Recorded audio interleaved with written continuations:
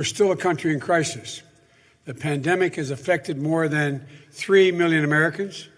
It has cost more than 135,000 lives in climbing, and it shows no signs of slowing down. In just the last few days, 19 states have reported record cases, including Florida, which saw more than 15,000 new cases in a single day. Hospitalizations and deaths, two of the most concerning indicators of Trump's failed response, are already unacceptably high, and they are rising. It's gotten bad enough that even Donald Trump finally decided to wear a mask in public.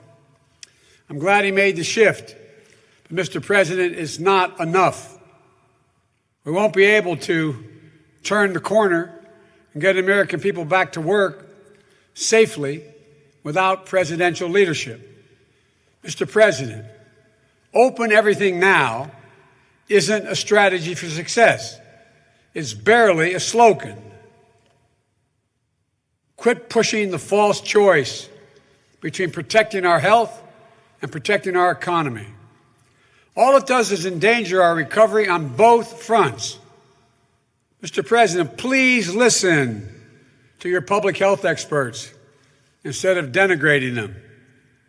Do your job, Mr. President, because if we can't deal with the public health crisis, we can't deal with the economic crisis or deal with almost 18 million Americans who are out of work and the incredible pain inflicted on small businesses and communities of color. We can't deal with a climate crisis that could cost us and cast us into an even darker and more permanent shadow that would loom over the country and the world for a long time. And we won't be able to do what Americans have always done, come back stronger than ever before with the grit, toughness, and resilience that characterizes who we are. That's what I want to talk about today. Last week, I shared the outlines of my plan to build back better. A bold plan to build an economy of the future, not an economy of the past. And the first plank of that plan rejects the defeatist view that automation and globalization mean we can't ensure our future is made in America, with American paying, good paying union jobs here at home, making it in America. We clearly can. Today, I'm here in Wilmington to talk about a second plank, how we can create millions of high-paying union jobs by building a modern infrastructure and a clean energy future. These are the most critical investments we can make for the long-term health and vitality of both the American economy and the physical health and safety of the American people. Even if we weren't facing a pandemic and an economic crisis, we should be making these investments anyway. 1 in 5 miles of our highways are still in, quote, poor condition, according to the American engineers. Tens of thousands of bridges are in disrepair and some on the verge of collapse, presenting a clear and present danger to people's lives. Tens of millions of Americans lack access to high-speed broadband. To get our people to work and our kids to school safely, to get our kids to market swiftly, to power a clean energy revolution in this country, we need to modernize America's infrastructure. Despite this overwhelming need, this president and the Republican Congress have simply failed to act.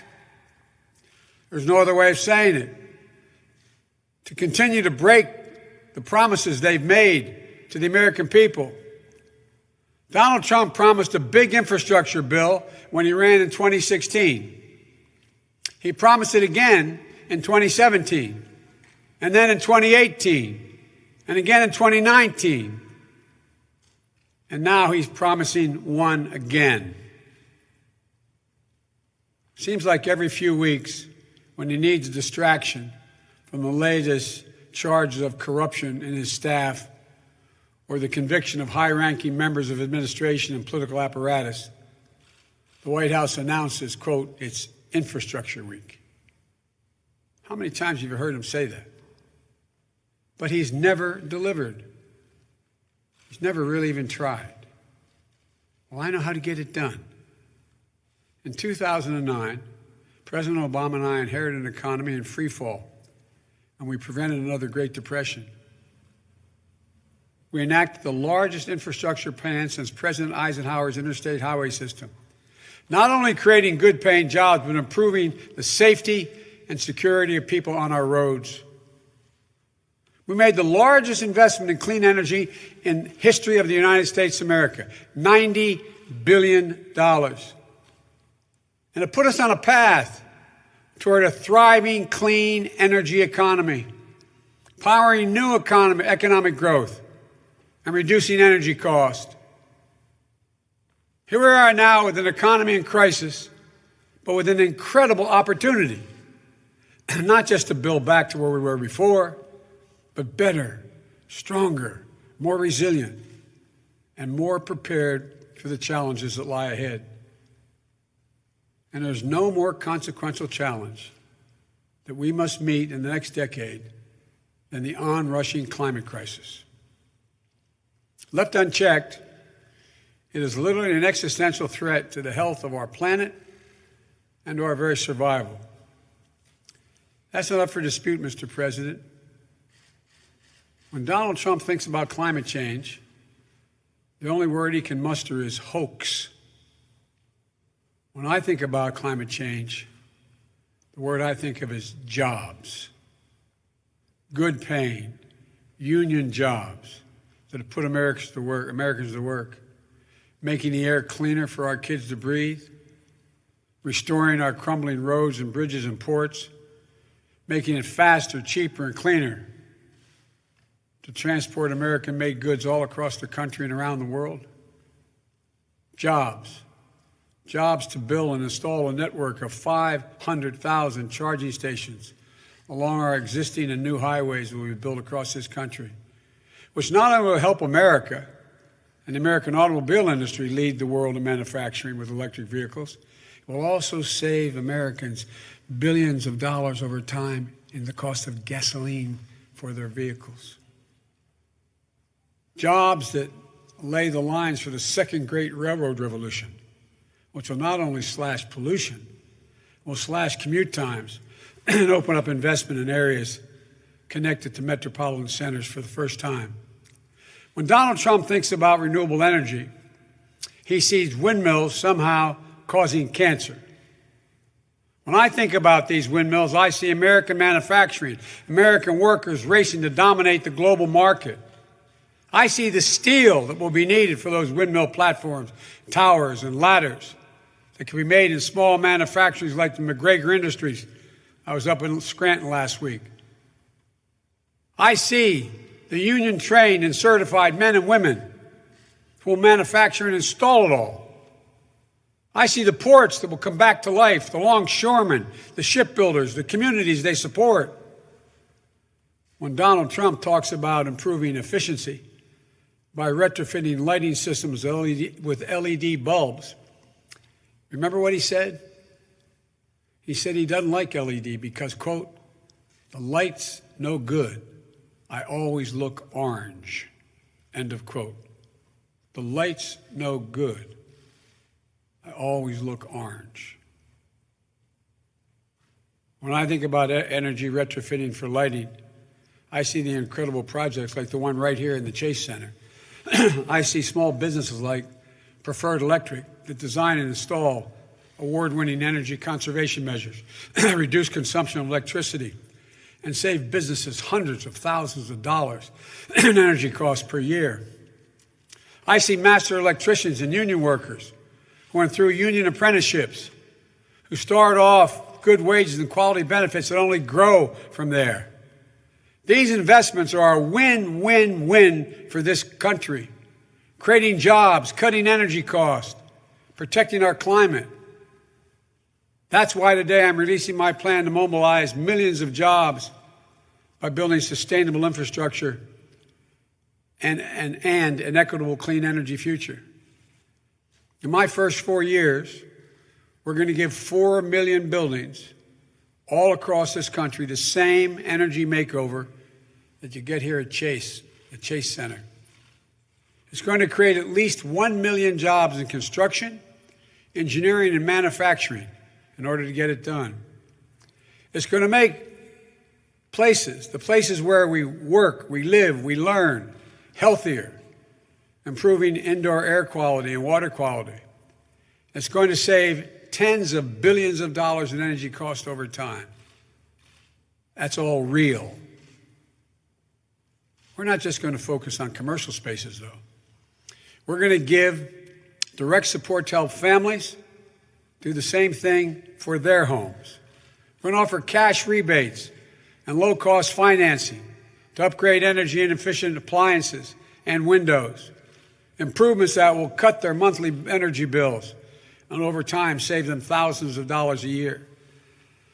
We're going to make a major investment to build 1.5 million new energy-efficient homes and public housing units will benefit from communities, all the communities, 3 times over by alleviating the affordable housing crisis, by increasing energy efficiency, and by reducing the racial wealth gap linked to home ownership. Last week, I talked about using the purchasing power of the federal government to reinvigorate domestic manufacturing. That's what we're going to do with the American automobile industry as well. The United States owns and maintains an enormous fleet of vehicles. And we're going to convert these government fleets to electric vehicles, made and sourced right here in the United States of America, with the government providing the demand and the grants to retool factories that are struggling to compete. The U.S. auto industry and its deep bench of suppliers will step up, expanding capacity so that the United States, not China, leads the world in clean vehicle production.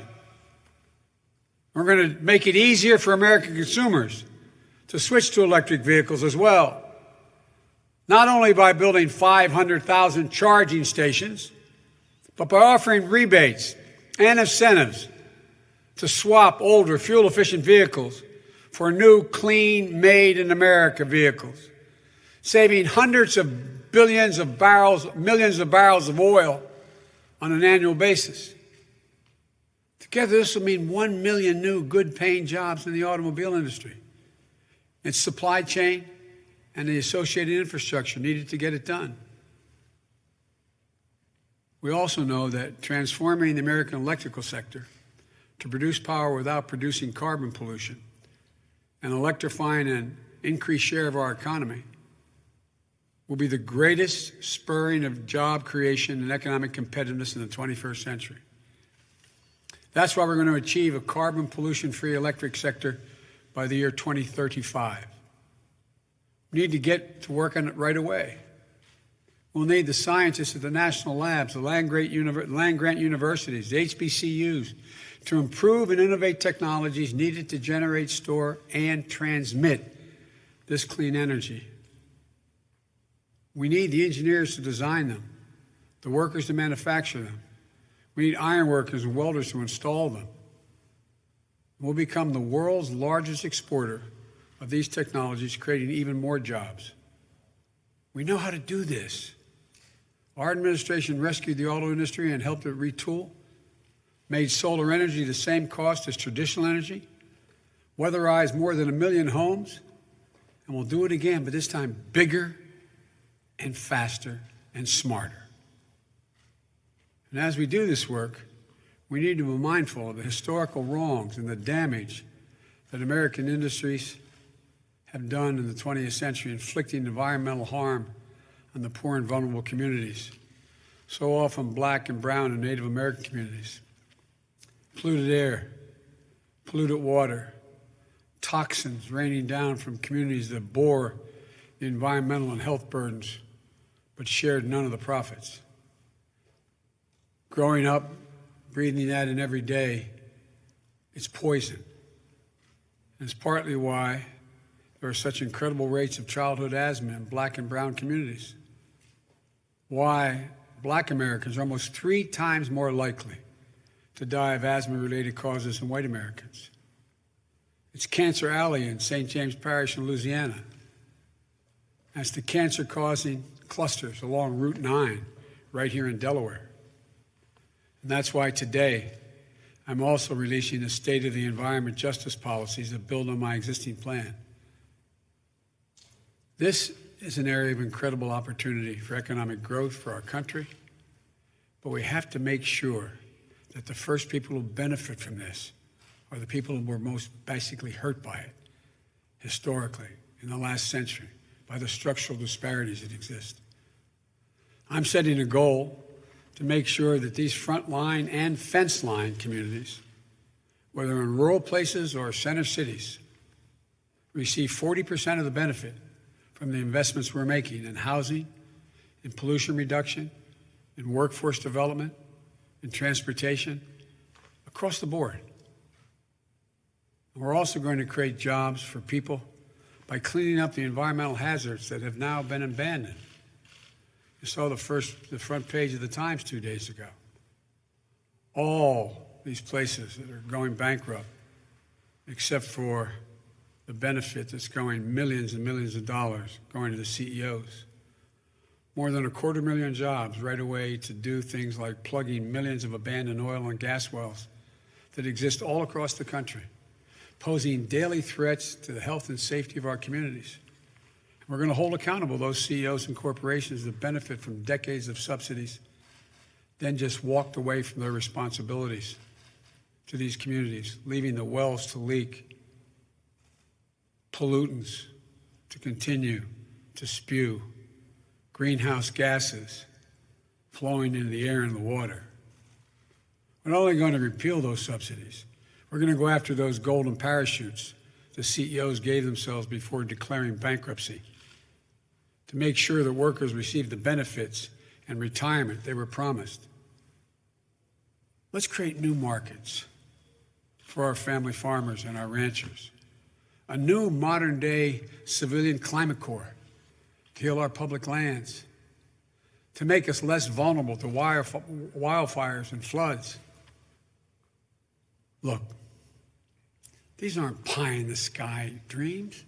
These are actionable policies that we can get to work on right away.